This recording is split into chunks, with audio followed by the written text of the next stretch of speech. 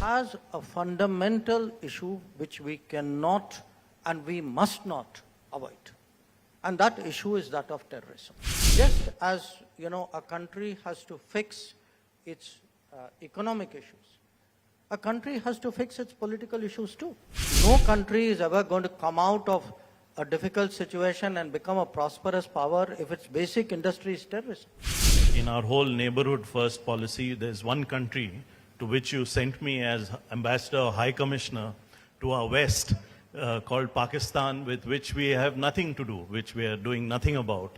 So, at this point of time when Pakistan is going through some economic difficulties, do you think this is a point when there can be some kind of rapprochement between... In nobody's interest that any country, least of all a neighboring country, get into severe economic difficulties. Nobody sensible, nobody mature would even nurse that thought.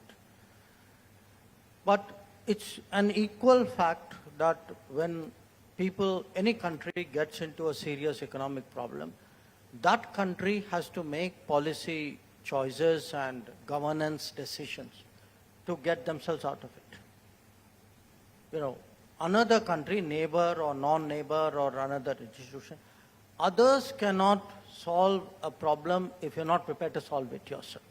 So let's be clear on the first point, which is that the solution, this is not a Pakistan point, it's a generic global point. Any country in deep economic difficulties has to come out of it through, what the world can do is to provide options and support systems. But the bottom line has to be done by that country, and often it will require very tough choices. Now, I want all of us to remember, we went through this 30 years ago. So it's not something which happens to other people. It also happened to us. It happened to us not once. It happened to us maybe not with the same severity at various other points of time in our modern history as well.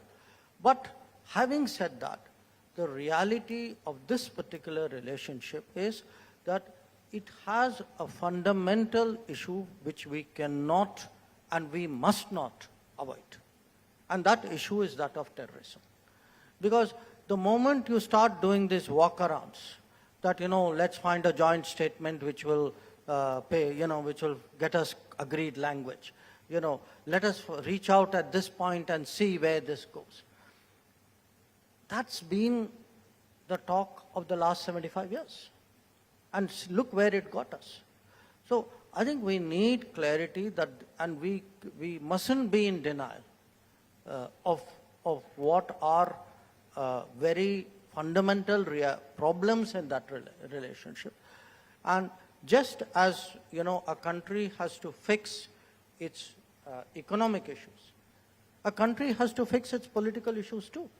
A country has to fix its social issues. No country is ever going to come out of a difficult situation and become a prosperous power if its basic industry is terrorism. So among the changes which need to be made are also changes pertaining to all of that. So I think that remains a very major problem. I also think, as today, as someone in politics, if I were to look at any big decision I'm making, I would also look at what is the public sentiment.